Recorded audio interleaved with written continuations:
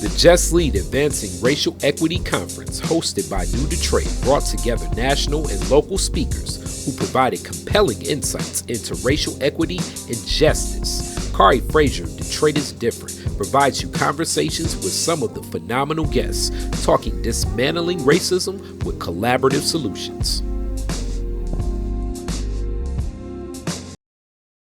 Cheryl P. Johnson. I'm here at Just Lead 2023 and having a lot of fun. Detroit is different here at the Just Lead Conference 2023. New Detroit doing something different. And everything started off with the lady to my left, Cheryl Johnson, opened everything up with the first session. How are you today? I'm doing real good this morning. Thank you. I like it. Add that real before good. That means that we're about to get into a discussion. That's all right.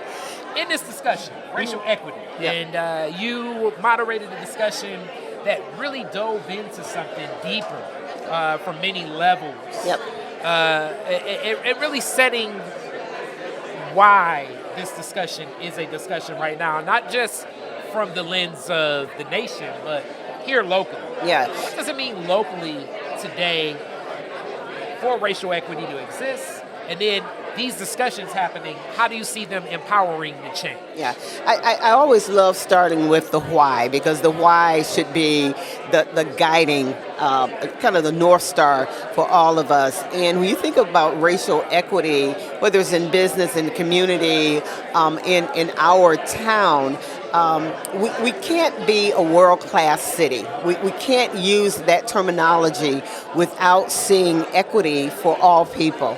And in particular, as we look at 78% of the people living in Detroit, Black, African Americans, if the prosperity is not touching them because there are barriers to equity, then we can't see a city that's really being lifted up in a way that says we are a prosperous city. So that's one of the reasons. The other thing that's really, I think, critical is equity impacts quality of life.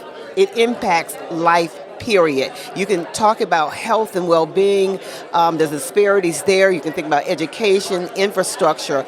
All of that is so critical, not only for this generation, but the next generation to come.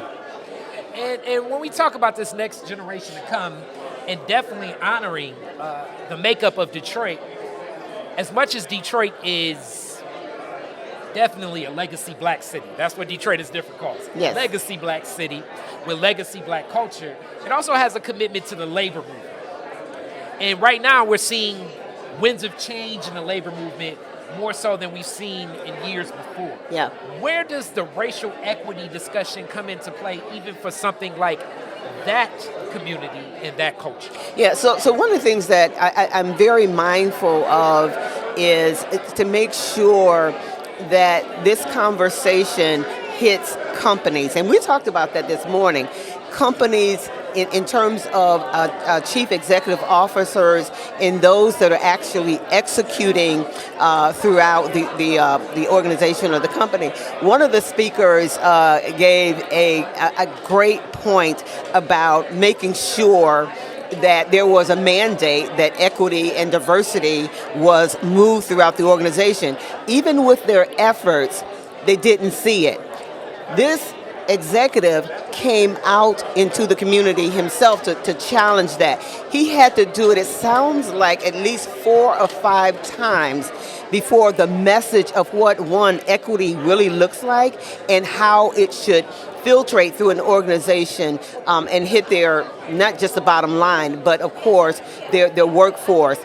With him doing it, with that leadership, that was the tipping point. That's when things change. And I think that's the same thing when we think about workforce. It has to start with our CEOs and leaders having what I call a personal reckoning with themselves. That's what will sustain equity, in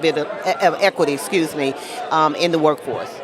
And that leads me to ask, in this work, and empowering and enlightening and educating and training those on what that means. That's right. What breakthroughs have you seen, and what disconnects have you seen over that time? So I love to always start with kind of the breakthroughs. When I hear people like Gordon Crater, former managing partner at Plant Moran, talk about his own personal journey. And it always starts there with a personal journey of you understanding why this is important.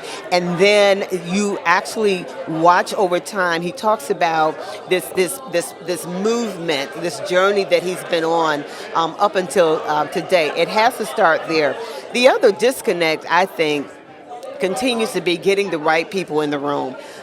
It's one thing to continue to preach to the choir and people who are allies, who get it, but for that significant group that's still on the fence, that does not understand the importance of equity, we have to get those folk in the room. And it does become Bishop Edgar Van said, hey, sometimes you can't get them in the room. That means we got to start knocking on doors. We have to start knocking on doors.